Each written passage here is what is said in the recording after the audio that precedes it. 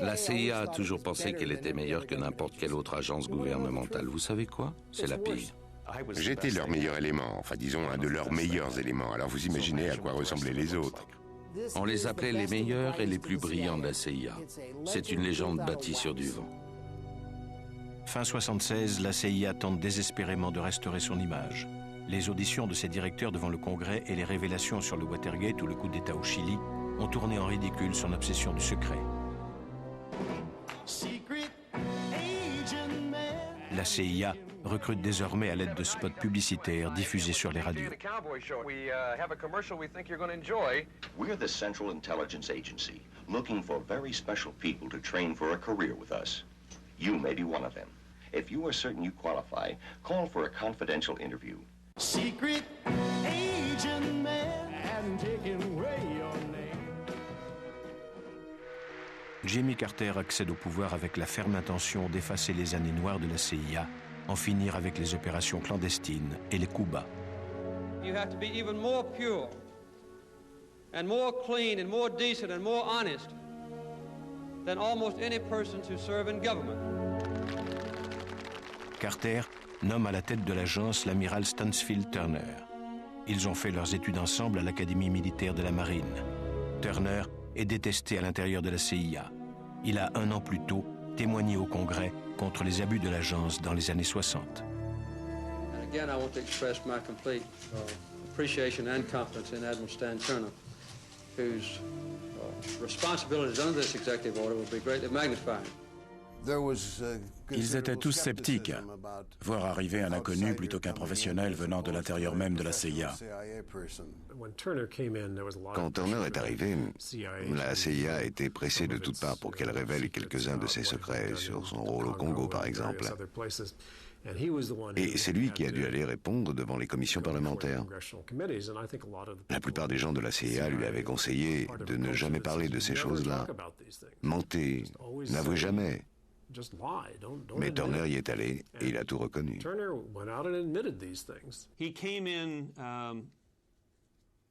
Il est entré à la CIA avec l'intention de nettoyer l'agence, de modifier ses habitudes. Mais toutes les règles de la CIA vont à l'encontre de la moindre transparence. Les gens ne doivent pas savoir ce qu'on y fait. Il a essayé de transformer l'agence, lui donner une nouvelle orientation. Et les gens n'ont pas apprécié. Les bureaucrates détestent ceux qui arrivent avec l'intention de tout changer. Sa façon de rencontrer les plus obscurs fonctionnaires et discuter avec eux sans passer par leurs supérieurs lui a valu de se mettre à dos tous les chefs de service. Ça a créé pas mal de problèmes. Je ne crois pas que les gens de la CIA appréciaient l'idée d'une agence ouverte au contrôle du public. Le point de vue de Turner, c'était qu'on ne pouvait plus maintenir la CIA dans le secret le plus complet après le Watergate. Stan est arrivé à l'agence avec l'impression qu'elle avait trop d'autonomie, qu'elle était trop compartimentée et que la direction des opérations en particulier échappait à tout contrôle. Je crois qu'il n'a jamais été très à l'aise avec les opérations clandestines. Stansfield Turner était quelqu'un de bien et qui avait de bonnes intentions. Mais il était atteint de la maladie dont souffrent tous les amiraux. Il faisait une confiance absolue à la technologie et n'en avait aucune dans les gens. Il pensait que quelqu'un venant de l'extérieur serait incapable de prendre des décisions concernant les méthodes d'espionnage. Ce type est si bizarre, Turner, vraiment étrange. C'est un cas. Stansfield Turner restera célèbre pour avoir failli déclencher une attaque nucléaire contre l'Union soviétique. Une mauvaise appréciation avait fait croire à un tir de missile en direction des États-Unis.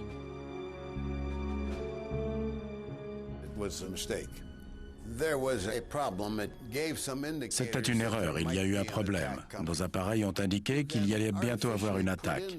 Vous pouvez introduire artificiellement sur l'écran d'un radar un message qui signale une arrivée de missile. Si bien que ceux qui surveillaient ces radars tous les jours savaient à quoi ça ressemblait, à quoi ils devaient s'attendre. Quelqu'un peut appuyer sur le mauvais bouton et ce signal est apparu, si vous voyez ce que je veux dire. À ce moment-là, vous vous tournez vers les responsables et vous demandez « Il ne se passe plus rien. On n'a fait quelle erreur ?» Et quelqu'un vous répond « Oh, on a appuyé sur la mauvaise touche. » Ce type est fou, je trouve qu'il a un petit grain, Turner. Il y avait ceux qui pensaient qu'il était le pire directeur que nous ayons eu, et d'autres qui trouvaient qu'il était plutôt bon. Ça n'a pas été notre meilleur directeur, à mon avis. Je ne suis pas sûr que les années où Turner était à la tête de la CIA seront perçues comme une bonne époque. Ni pour le peuple américain, ni pour la CIA. Il a fait plus de dégâts à la CIA que les commissions Church et Pike réunies. Lui, Hitch, Schlesinger et quelques autres ont réussi à tuer le service des opérations clandestines. Jimmy Carter, dès son entrée à la Maison-Blanche, accorde son pardon aux objecteurs de conscience de la guerre du Vietnam, puis fait du Proche-Orient la priorité des priorités. Après 13 jours de négociations à Camp David, un traité de paix séparé était signé entre Israël et l'Égypte. Mais c'est en Iran que Carter va essuyer son premier échec, le plus cinglant. À la mi-août 1978, la CIA avait donné au président Carter des informations totalement erronées sur l'Iran, affirmant que ce pays n'était pas dans une situation révolutionnaire, ni même pré-révolutionnaire.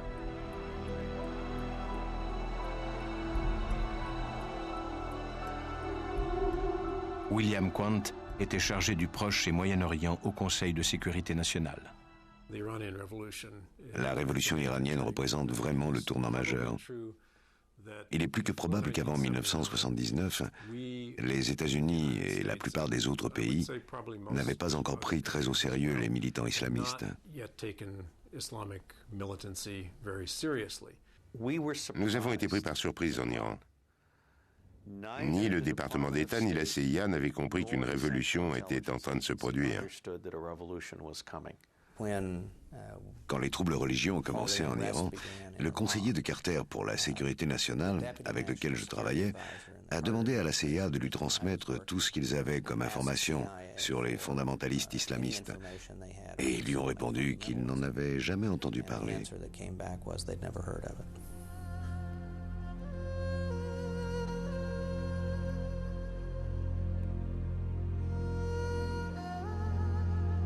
L'ayatollah Khomeini, exilé en France à Naufle-le-Château, préparait depuis des mois la révolution islamique et annonçait son intention de renverser le régime féodal du Shah d'Iran, installé au pouvoir par la CIA 25 ans plus tôt. Moi, et la CIA aussi, pensions que même si le Shah avait des problèmes dans son pays, il disposait de puissantes forces militaires et d'une police secrète solide.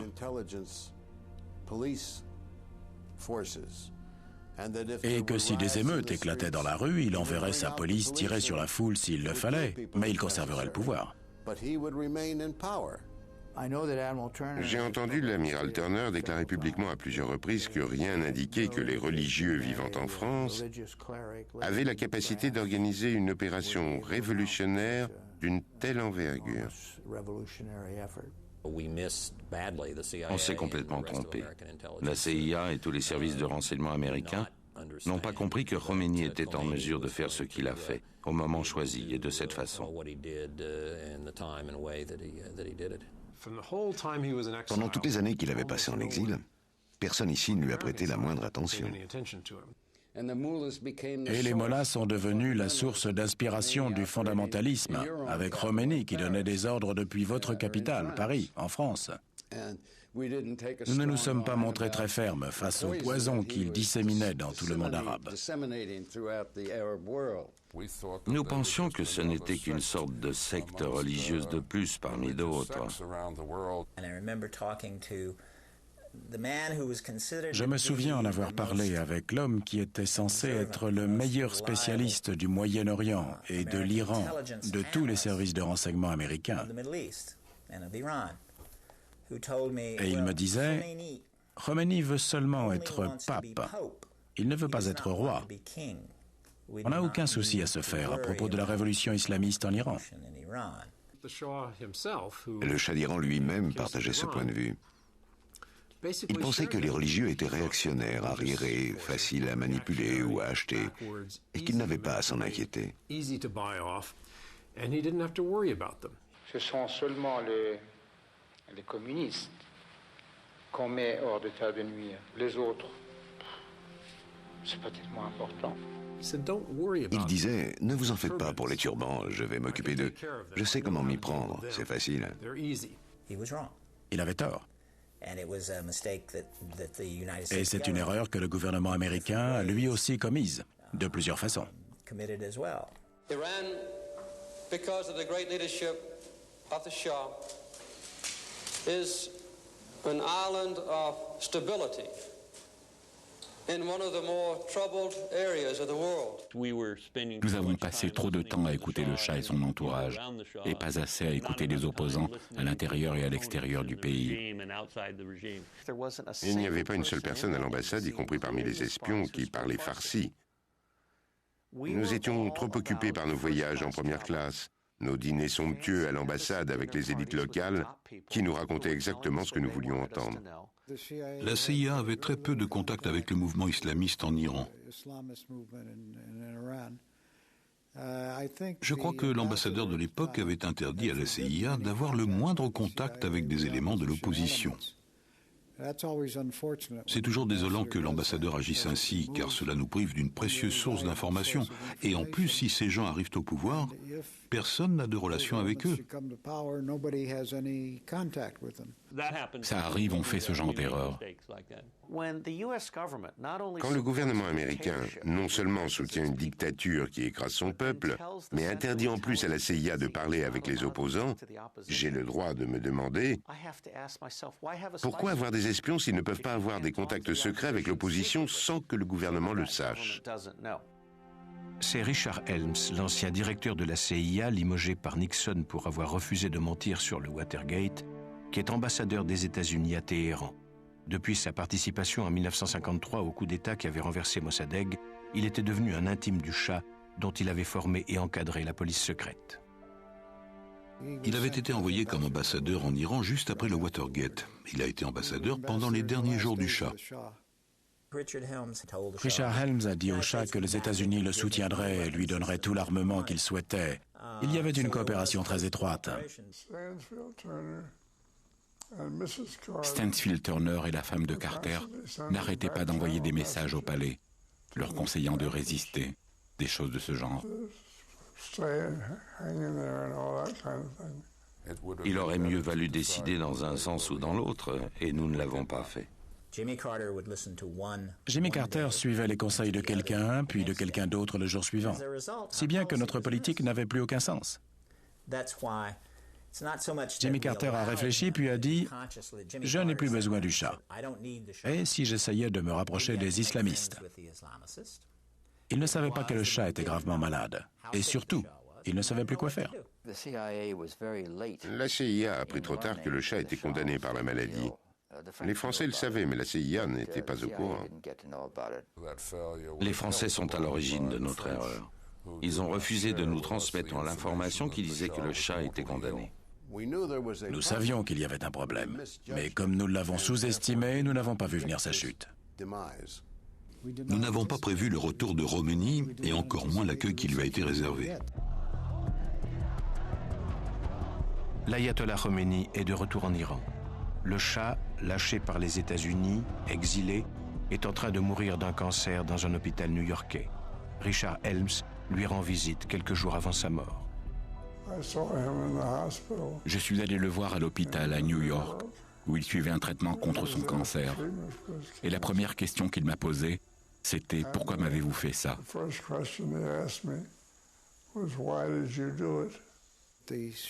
La situation du Shah était sans espoir. À un moment donné, les États-Unis ont bien été obligés de voir les choses en face. On ne peut pas soutenir un cas désespéré indéfiniment. It's not the policy of our government to go into the internal affairs of another people or country and try to determine who should be their leaders. This is contrary to the philosophy of our people. I think we've tried it once in the past in Vietnam and failed abominably. And I think no one in this country of any responsibility wants to do that to a country including Iran. Carter était un surprenant mélange de fermeté et de naïveté. Et par certains côtés, il était pratiquement schizophrène. Par exemple, jusqu'à l'invasion de l'Afghanistan par les Soviétiques, il n'avait jamais compris comment il fallait négocier avec l'URSS. Malgré les mouvements de l'armée rouge à la frontière afghane et les mises en garde répétées de la CIA, la détente se poursuit à coups de concessions américaines. Carter rencontre à Moscou Leonid Brejnev. À mon avis, en ce qui concerne ce qui s'est passé au Politburo en 1979, c'est que tout le monde était malade ou ivre et qu'ils ont fait n'importe quoi. Tout le Politburo allait commettre une erreur fatale. Et le 12 décembre, ils ont signé le document qui autorisait l'intervention en Afghanistan. Nous pointions du doigt les préparatifs de l'invasion, nous signalions que les troupes étaient en place, mais nous ne pensions pas qu'ils allaient réellement envahir l'Afghanistan. L'administration n'y a pas cru, pourtant elle savait que l'Union soviétique en avait la capacité et avait déployé ses troupes de manière à pouvoir intervenir à n'importe quel moment. Nous ne pensions pas à ce moment-là que les soviétiques engageraient les forces nécessaires pour une action efficace en Afghanistan. Nous savions qu'ils étaient prêts à envahir l'Afghanistan. Donc il n'y a pas eu réellement de surprise. Si ce n'est que nous ne pensions pas qu'ils allaient vraiment oser le faire. Tirant les leçons des défaillances de la CIA lors de la révolution iranienne, le président Carter remet en question les stratégies de l'agence et ses faiblesses dans le domaine du renseignement. Stansfield Turner licencie 700 directeurs de départements et officiers de terrain et commence à démanteler la CIA. Stansfield Turner était en train de détruire la CIA, il la réduisait de plus en plus. Il a renvoyé des centaines de gens, en a mis à la retraite. Il s'est débarrassé de la plupart des agents de terrain, des personnes clés qui étaient sur place depuis des années et pouvaient faire quantité de choses.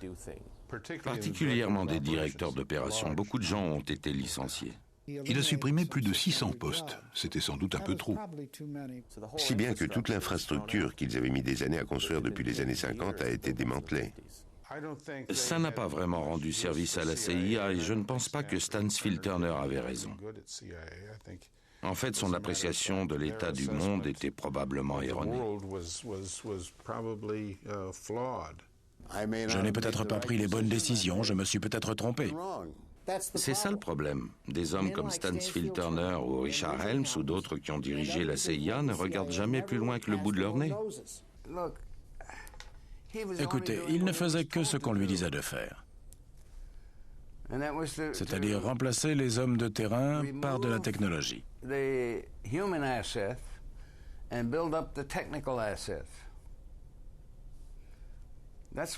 C'est ça qu'on a demandé à Stansfield Turner. Ce n'est pas lui qui est responsable, c'est le président. Et en décembre 1979, quand les Soviétiques ont envahi l'Afghanistan, Jimmy Carter s'est tourné vers Turner et lui a dit « Je veux que la CIA fasse quelque chose ». Et la CIA a répondu « Faire quoi? Nous n'avons plus aucun moyen ».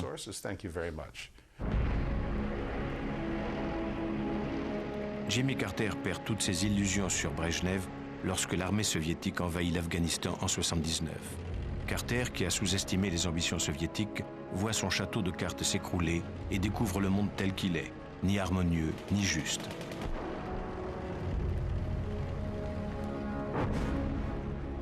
Mais très vite, il demande à Stansfield Turner et à la CIA d'armer les résistants afghans pour lutter contre l'occupation soviétique. Jimmy Carter a été celui qui a été le plus surpris le soir de Noël 79, quand les Soviétiques ont envahi l'Afghanistan. Il était dans une rage noire, vraiment malheureux. Il n'avait pas beaucoup d'expérience à propos des communistes, alors qu'on l'avait mis en garde. L'agence l'avait prévenu de l'invasion de l'Afghanistan. Il était étonné que les Soviétiques aient osé faire ça. The world simply cannot stand by and permit the Soviet Union to commit this act with impunity. Le président Carter a vu les soviétiques d'un autre œil après cette invasion scandaleuse de l'Afghanistan. Il a certainement perdu toutes ses illusions sur l'Union soviétique, particulièrement après l'Afghanistan. L'Afghanistan a été un énorme choc pour lui. Jimmy Carter était en colère parce qu'il avait toujours cru que Brejnev était quelqu'un avec qui il pouvait s'entendre. Et Brejnev, qui pensait que Carter le laisserait faire, envahit l'Afghanistan. Et là, boum, Carter a dit non. L'ironie de l'histoire, c'est que les Soviétiques ont découvert une facette de Carter que les Américains n'ont jamais vue. Son côté ferme, son côté dur. Qu'est-ce qu'on pouvait faire? Ne pas résister et laisser les Soviétiques envahir la totalité du pays? Apparemment, il a changé d'avis de façon radicale et a immédiatement accepté d'aider les moudjahidines afghans en leur fournissant un armement de pointe. L'invasion a dû avoir lieu le 26 ou 27 décembre et les premières armes sont arrivées au Pakistan le 30 janvier. C'était plutôt rapide. Et avec le gouvernement Carter, nous avons décidé de les aider en utilisant la CIA. On a, à la CIA, organisé une alliance clandestine très discrète avec d'autres pays pour lutter contre eux. Et nous leur avons rendu la vie impossible pendant 10 ans. Notre objectif était clair. À partir de 1979 et tout au long des années 80, nous n'avions qu'un but, forcer les Soviétiques à quitter l'Afghanistan. Comment aurions-nous pu prédire, en 1979, que les gens à qui nous fournissions des armes pour chasser les Soviétiques d'Afghanistan allaient devenir quelque chose d'aussi horrible que les talibans? C'est nous qui avons créé les talibans. Nous avons créé cette armée fondamentaliste sans savoir ce que nous faisions. Et nous n'avons pas tenu compte de la mentalité des gens de la région. Mais Carter doit faire face à une autre crise qui bouleverse l'opinion publique. Un mois avant l'invasion de l'Afghanistan, les employés de l'ambassade américaine de Téhéran ont été pris en otage par des étudiants islamistes. Cette prise d'otage risque de mettre fin aux ambitions politiques de Carter, qui espère être réélu. Son rival, Ronald Reagan, dont la campagne est orchestrée par William Casey, ne le ménage pas.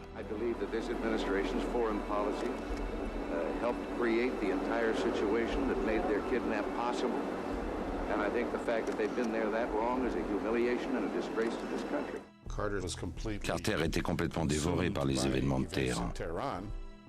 Le président Carter réunit l'ensemble de ses conseillers et décide d'entamer des négociations secrètes avec le nouveau gouvernement iranien afin d'obtenir la libération des otages avant l'élection présidentielle. Mais quelqu'un à l'intérieur même de la Maison-Blanche informe régulièrement l'équipe de Ronald Reagan. Nous savions que Carter était sur le point de parvenir à un accord avec les Iraniens pour libérer les otages avant les élections. Les républicains l'ont appris et ont réalisé que si Carter obtenait leur libération, il allait sans doute gagner les élections. Il leur fallait tout faire pour que ce soit un échec. Et 2 semaines avant les élections, sans la moindre raison, les Iraniens ont rompu les négociations. Ils ont simplement tout arrêté. Vous voulez savoir ce qui s'est passé? Toute l'équipe du Conseil de sécurité nationale transmettait ces informations ultra-secrètes à l'état-major de Reagan pour aider Reagan à gagner les élections. Il y a eu toute une opération des services secrets pour ruiner les chances de Carter d'être réélu président. Frank Carlucci, sous-directeur de la CIA, démissionne et rejoint l'équipe de Reagan, bientôt suivi par Robert Gates, directeur du Conseil de sécurité nationale. Gates travaillait pour Jimmy Carter. Carlucci travaillait pour Jimmy Carter. Tous ces gens travaillaient avec Carter et brusquement, quelle coïncidence, tous ceux qui participaient aux négociations que menait Carter ont décidé d'aller travailler pour Ronald Reagan. Je voulais quitter la Maison-Blanche et Carter. J'avais envie de retourner à la CIA et m'occuper du département d'études. J'avais décidé de quitter le gouvernement, donc je ne pense pas avoir lâché Carter. Et je ne pense pas que Robert Gates l'ait fait aussi. Franchement, je commençais à en avoir marre de Carter et de la Maison-Blanche. Et Reagan est élu, et ils sont tous allés le rejoindre. Les otages américains de Téhéran seront libérés le jour de la passation de pouvoir entre Carter et son successeur, Ronald Reagan, le 20 janvier 1981. Il est évident que les républicains n'ont rien à voir dans cette histoire. Ce sont les Iraniens qui ont décidé d'humilier Carter en refusant de libérer les otages avant le 20 janvier, date à laquelle il devait quitter ses fonctions. Je ne pense pas qu'il y ait eu quoi que ce soit. Il n'y a pas eu d'accord entre les républicains et les gens de Roménie. C'est certain. C'est encore une de ces théories du complot, mais ce n'est absolument pas vrai. C'est Jimmy Carter qui racontera 10 ans plus tard à la télévision les dessous de l'opération Surprise d'octobre. President Bani Sadr, who was a leader of Iran then working under the Ayatollah Khomeini, has made public statements on several occasions to responsible news reporters that there was a deal made. C'était Casey, le personnage central. Il voyageait en Europe à l'époque. Son rôle est resté un mystère pendant très longtemps. Il était le directeur de campagne de Reagan et il s'est retrouvé directeur de la CIA. Ronald Reagan, avant même son entrée à la Maison-Blanche, avait choisi de faire de William Casey l'homme clé de son gouvernement. You remain the eyes and ears of the free world. You are the tripwire over which the totalitarian rule must stumble in their quest for global domination. Casey était l'artisan de sa victoire éclatante. Il avait réussi à écarter habilement Jimmy Carter de la course, puis mené la campagne électorale de Reagan avec talent, se dépensant et surtout dépensant sans compter. Milliardaire en dollars, William Casey avait fait fortune dans les affaires et dirigeait le SEC, l'organisme qui contrôle toutes les opérations de la bourse de New York. Ronald Reagan, dont les connaissances en politique étrangère sont plutôt limitées, va laisser à Casey les mains libres pour décider des nouvelles orientations. Pendant la période de transition, c'est Stansfield Turner qui vient, au nom de la CIA, informer le futur président de l'État du monde. Je suis allé informer le futur président. Je crois que George Bush n'était pas là. Et j'ai fait mon rapport. Et il commence son briefing. Les soviétiques ont un missile ici, un autre là. Il travaillait sur la réduction des armements. Un rapport très détaillé, précis. Et alors, Reagan se lève, desserre sa cravate, se plaint qu'il fait trop chaud, va ouvrir. Est-ce que quelqu'un veut un café? Je peux vous proposer autre chose? Ça l'intéressait pas du tout. J'ai trouvé que certaines de ces questions n'étaient pas très pertinentes. Après ça, il n'y a plus eu de briefing. Reagan n'en voulait plus. Il envoyait ses conseillers. Il n'avait donc aucune idée de ce qui pouvait se passer. Dès sa nomination à la tête de la CIA, William Casey renforce le rôle de l'agence et rétablit la plupart des postes supprimés par Stansfield Turner. Sous son action, les activités clandestines de la CIA vont s'intensifier. Bill Casey a été probablement le directeur de la CIA le plus puissant depuis Allen Dulles. Il avait d'excellentes relations avec le président et une grande part de son autorité venait du fait que le président avait confiance en lui. Il décrochait son téléphone, disait Ronnie et parlait au président. William Casey était un cas unique dans l'histoire des États-Unis. C'était quelqu'un qui avait autant de pouvoir que le secrétaire d'État, le secrétaire à la Défense ou le président des États-Unis. Casey aurait voulu être secrétaire d'État, mais il ne pouvait pas l'être. Le Congrès ne lui aurait jamais accordé l'investiture. Et ils se sont rabattus sur Al Haig. William Casey était un farouche partisan des opérations clandestines. Mais il n'avait pas mon expérience en la matière. J'étais donc très vigilant et méfiant. Il ne supportait pas toute la bureaucratie de l'agence et a donc tenté d'en modifier certains principes. Casey dirigeait la CIA comme s'il dirigeait la mafia. William Casey s'est fixé un premier objectif, rétablir l'ordre au Nicaragua, où les sandinistes marxistes-léninistes ont pris le pouvoir depuis que Carter a précipité la chute du dictateur Somoza. Somoza était une marionnette de la CIA, un sale type, un escroc épouvantable que nous financions depuis des années, comme des centaines d'autres dictateurs en Amérique latine. Nous avions besoin de lui. C'était le comportement classique. Recrutez des truands, donnez-leur des dessous de table et ils feront des affaires avec vous. Avec lui, il était question de bananes, il me semble. Et un soir, vers 19h, je vais voir Casey, comme ça m'arrivait souvent. On s'assoit pour regarder les reflets sur le Potomac et je lui dis « Écoute, je crois que j'ai trouvé une idée à propos de ce que le gouvernement et la CIA devraient faire pour s'en sortir un peu mieux. » C'est le service des opérations clandestines de la CIA qui complotait contre les sandinistes. Casey l'a amplifié. Il y avait eu un coup d'État contre Allende au Chili. Mais au Nicaragua, on n'a pas vraiment organisé de coup d'État. Dans un premier temps, on a placé 500 personnes le long de la frontière entre le Honduras et le Nicaragua, et on a organisé une opération de guérilla à l'intérieur du Nicaragua pour intercepter leur livraison d'armes au Salvador ou ailleurs. Et ensuite, on a créé une situation révolutionnaire.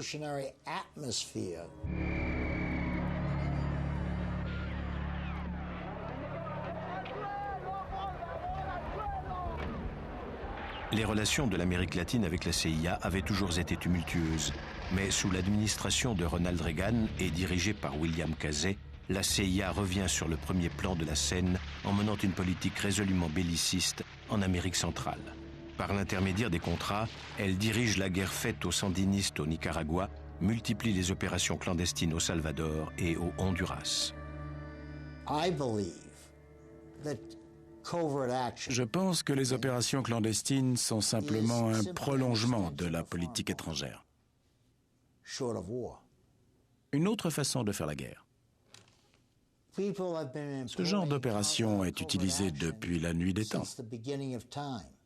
Bill Casey était le directeur le plus controversé. Il était à la fois le meilleur directeur que nous ayons eu, mais aussi le pire. Il a rendu nos relations avec le Congrès épouvantables. Les États-Unis ont, malgré l'interdiction du Congrès qui avait interdit toute manœuvre de déstabilisation du gouvernement au Nicaragua, vendu des armes à la République islamiste d'Iran et prélevé 30 millions de dollars pour continuer à financer la guérilla anti-sandiniste. Toutes les actions clandestines de la CIA sont censées être autorisées par un feu vert officiel du président des États-Unis.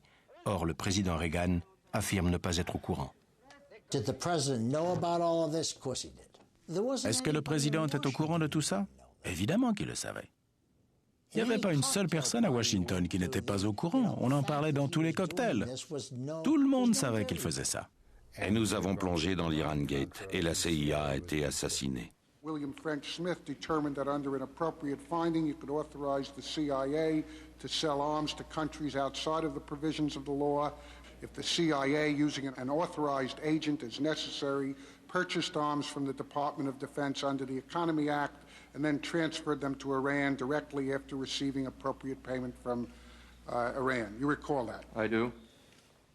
Was it illegal to sell... Est-ce illégal de vendre des armes à l'Iran, de récupérer l'argent ainsi gagné et de le reverser au contrat? Colonel North, when you talk to Director Casey about the fact of using... I will tell you right now, Counsel, and all the members here gathered, that I misled the Congress. At that meeting? At that meeting. Face to face? Face to face. You made false statements to them about your activities in support of the Contras. I did. There's always been... Il y avait toujours eu de nombreuses critiques contre la CIA, notamment en raison de ses activités en Amérique latine. Et c'est là que Bill Casey s'est trouvé face à de sérieux problèmes. Entre autres, l'Iran Gate et toutes ces histoires en Amérique centrale. Mais c'est en Afghanistan où la guerre continue depuis 3 ans que William Casey va pouvoir appliquer sa stratégie pour lutter contre les communistes et l'URSS. Tout faire pour enliser les soviétiques dans une guerre qui va durer 10 ans et les chasser de la région.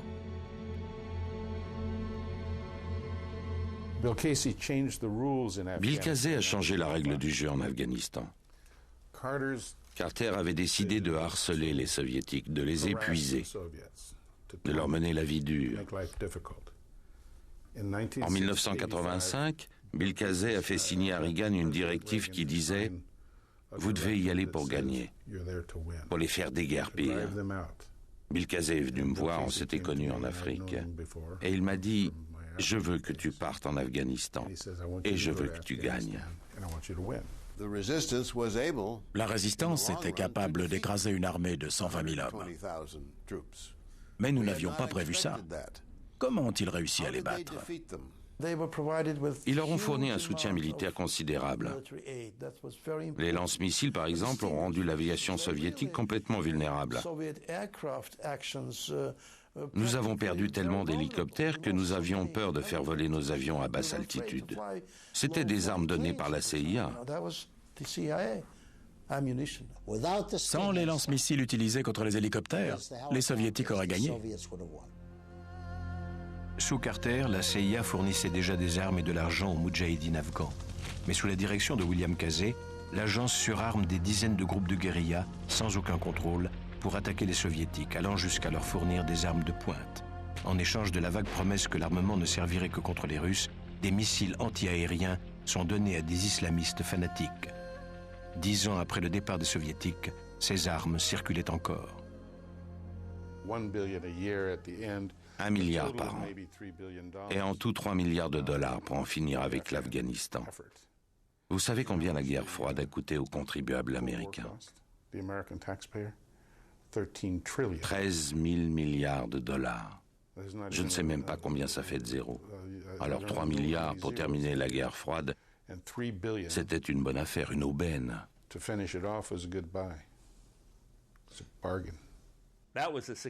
Ça a été un succès. Mais créer de toutes pièces un groupe armé a engendré d'autres problèmes. En fait, la CIA a fourni des armes aux moudjahidines afghans avec leur mode d'emploi. Et nous savons aujourd'hui que Ben Laden était un de ceux qui en ont reçu à l'époque. Les intégristes les plus virulents avec lesquels nous avions négocié à l'époque sont ceux que nous affrontons aujourd'hui, ou leurs descendants, si vous préférez. Nous avons fourni des armes aux moudjahidines afghans. Et aujourd'hui, une partie d'entre eux se bat contre nous. C'est la réalité. C'est un exemple typique de contre-coup imprévu. La CIA a tout mis en œuvre pour saigner à blanc l'Union soviétique et aider à tout faire pour qu'elle s'effondre. Mais la CIA n'a pas compris que les gens qu'elle soutenait ne luttaient pas uniquement contre l'Union soviétique. Nous n'aurions pas dû nous faire d'illusions sur nos amis pendant cette guerre contre les soviétiques en Afghanistan. Nous n'avons pas choisi nos alliés avec lucidité. Nous ne les avons pas sérieusement contrôlés. Et une fois notre objectif accompli, battre les soviétiques, nous avons coupé tout lien avec eux et nous avons plié bagages.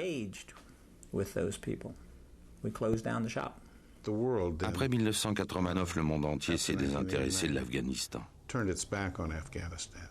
Pas la CIA. La CIA ne construit pas les nations, elle fait ce qu'elle a à faire. Nous pensions que la CIA, ou plutôt le gouvernement américain, aurait dû continuer à soutenir les Afghans après 1989. Mais les États-Unis ont abandonné l'Afghanistan. Et nous avons laissé l'Afghanistan en lambeaux. Ce n'était pas bien. Peut-être n'avait-il pas besoin d'autant d'armes et de lance-missiles et d'un soutien aussi important. Est-ce que nous avons créé le mouvement islamiste? C'était une politique démente et stupide qui a pratiquement détruit l'Afghanistan. Et en contre-coup, on en ressent les effets et mesure les conséquences aujourd'hui dans le monde entier, avec cette guerre contre le terrorisme. Il faut que nous assumions le fait que nous avons contribué à créer les conditions qui ont permis à un fou comme Oussama Ben Laden de réussir à rassembler une poignée de sans-espoir.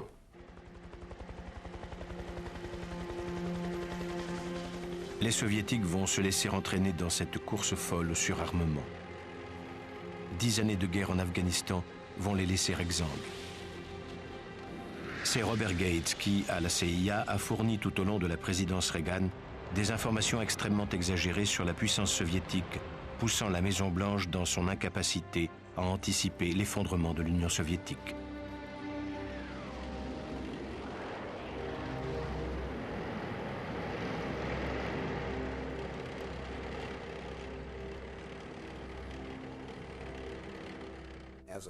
Au fur et à mesure que le nombre de victimes augmentait, la guerre avait le même impact à l'intérieur de l'Union soviétique que celui qu'avait eu la guerre du Vietnam aux États-Unis. Et je pense que cela a contribué de façon déterminante à l'effondrement de l'Union soviétique. Il était évident que l'Union soviétique ne pouvait pas supporter des dépenses militaires de cet ordre. sans parler du coût de leurs aventures à l'étranger. Ils ne pouvaient pas se le permettre. C'était un château de cartes qui s'est effondré financièrement, comme on l'a vu plus tard. Et la CIA soutenait qu'ils pouvaient continuer à dépenser de l'argent pour leur armement jusqu'à la fin des temps. Mais c'était impossible.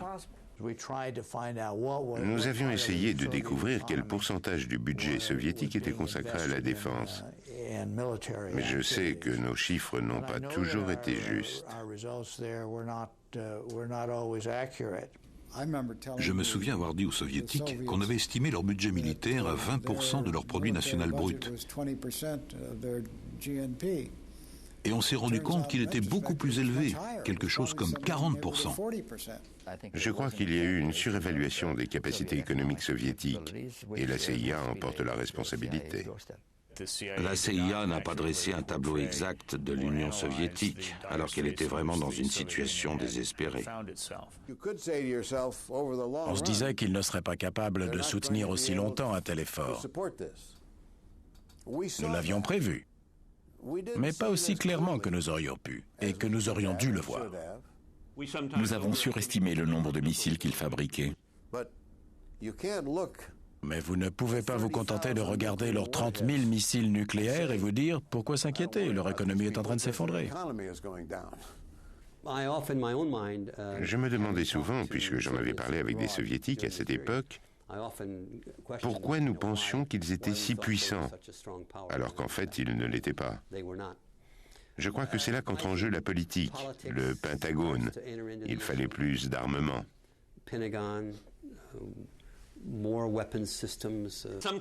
Nos prévisions se révélaient parfois inexactes parce qu'on ne comprenait pas dans quelle direction les Soviétiques voulaient aller. Nous lancions nos bombardiers en mission jusqu'au nord de la Russie, uniquement pour voir jusqu'où l'on pouvait aller. Et c'est pour cette raison que l'Union soviétique a décidé de dépenser tellement d'argent et fabriquer des missiles et autres systèmes de défense. Parce que les États-Unis jouaient les provocateurs. C'est une mauvaise politique, un petit jeu de cow-boy idiot auquel nous n'aurions jamais dû jouer. Lorsqu'en 86, Mikhail Gorbatchev, le nouveau chef du Kremlin, rencontre Ronald Reagan, l'URSS est au bord de l'implosion. Le Washington Post écrit « Robert Gates n'est pas le genre de type avec qui on a envie de passer un week-end ».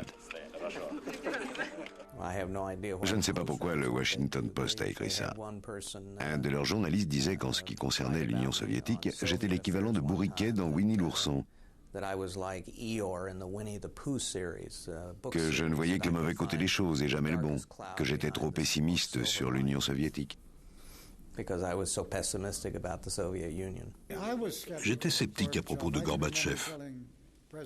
Je me souviens avoir dit au président Reagan, qui aimait bien Gorbatchev, « N'oubliez jamais, Monsieur le Président, que c'est le dernier communiste de toute l'Union soviétique. Gorbatchev n'est pas là pour démanteler le communisme, mais pour le remettre sur pied, puisqu'il a compris qu'il était en très mauvais état. » Il était évident qu'il voulait détruire la bureaucratie stalinienne, mais il n'avait rien à mettre à la place. Et il semble que les événements m'ont donné raison. La glasnost et la perestroïka étaient devenues incontrôlables. Je ne crois pas qu'il ait pressenti l'effondrement de tout le système. Il aurait bien voulu le garder intact. Je crois que Gorbatchev disait la vérité. Et cela a commencé dès 85-86, juste après qu'il a pris le pouvoir. Je crois que nous avons tous sous-estimé l'ampleur des changements politiques qu'il allait entreprendre. Un an plus tard, en 87, Reagan lance un défi à Gorbatchev. Mr. Gorbachev, tear down this wall.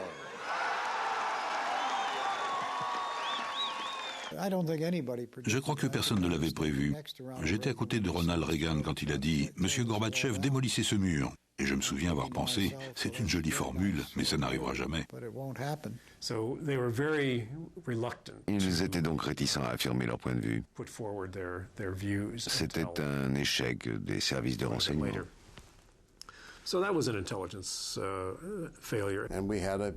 Et nous avons eu une révolution politique en Union soviétique, alors que nous ne pensions pas qu'elle pouvait arriver. Si quelqu'un pense que c'est Ronald Reagan qui a gagné la guerre froide, c'est qu'il ne comprend rien à l'histoire. Ce n'est ni Ronald Reagan, ni nos défenses militaires qui ont gagné la guerre froide. C'est la contradiction interne d'un système politique défectueux, le marxisme-léninisme, qui a conduit à la disparition inévitable de l'Union soviétique. C'est le nouveau président George Bush qui assistera à l'effondrement de l'Union soviétique. Forgé par la guerre froide et ses années à la CIA, Bush fut le plus difficile à convaincre de la disparition prochaine de l'URSS.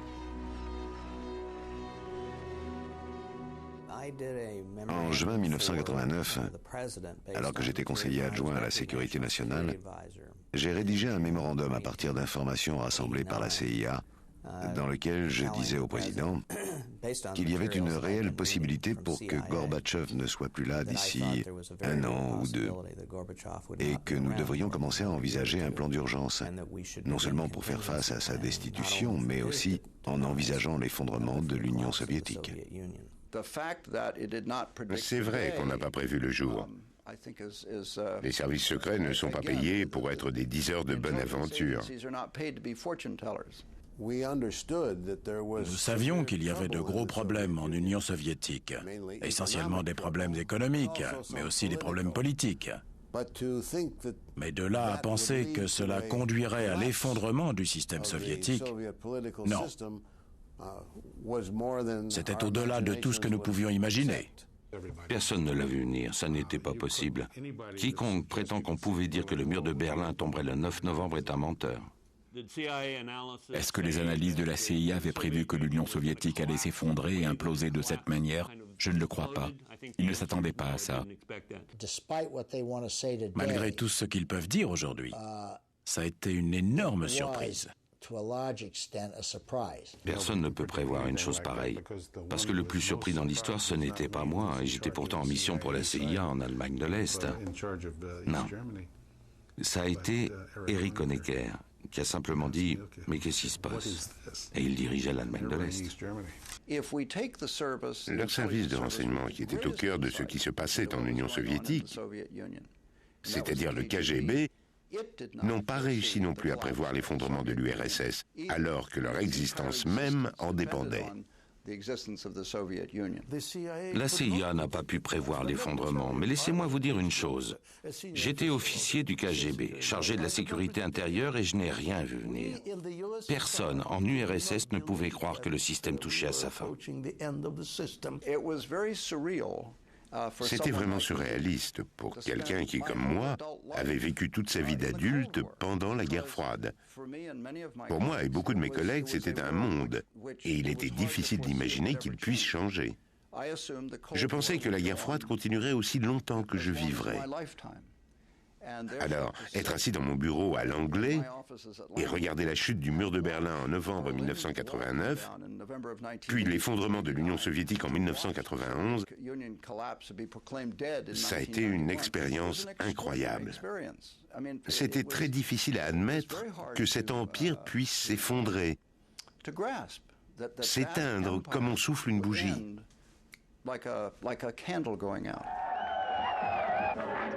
En novembre 1989, la chute du mur de Berlin prépare la réunification de l'Allemagne. Les unes après les autres, les anciennes démocraties populaires chassent les régimes communistes. C'est la fin de la guerre froide.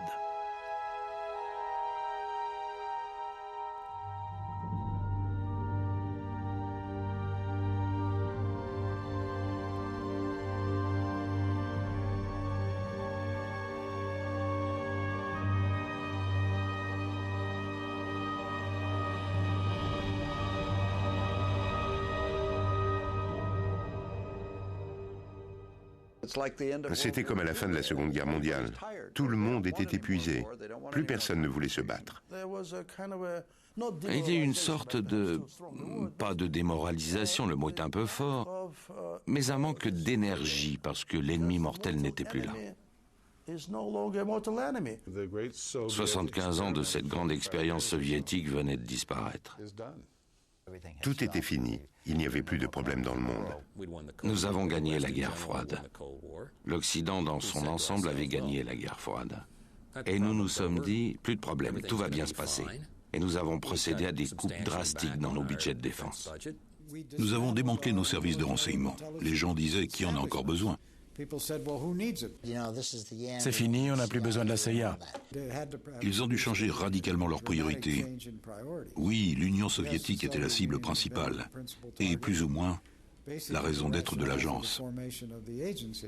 Mais il ne suffit pas de claquer des doigts et dire on va transférer tous ces gens ailleurs. Ça ne marche pas comme ça. Ces gens étaient malheureux quand l'Union soviétique s'est effondrée. Ils n'avaient plus d'ennemis et ils ont dû s'en inventer un. La fin de la guerre froide nous a obligés à changer pas mal de choses. Elle nous a obligés à regarder un peu plus loin et essayer de comprendre ce qui allait se passer.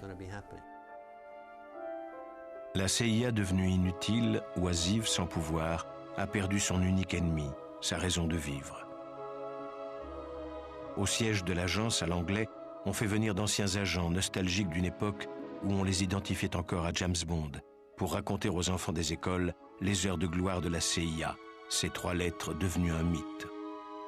This is just to inform kids. So, way to put a human face, if you will, on the agency. L'histoire est terminée. La partie est finie. L'Union soviétique et les États-Unis jouaient aux échecs.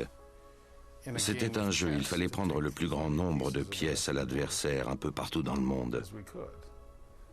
Et à la fin, en 1991, celui qui en avait le plus a gagné. Et les Russes ont perdu.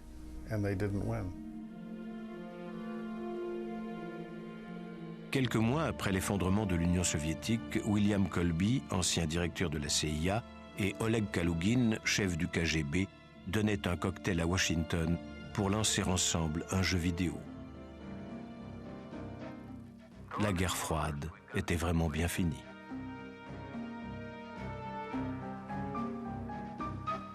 Good luck.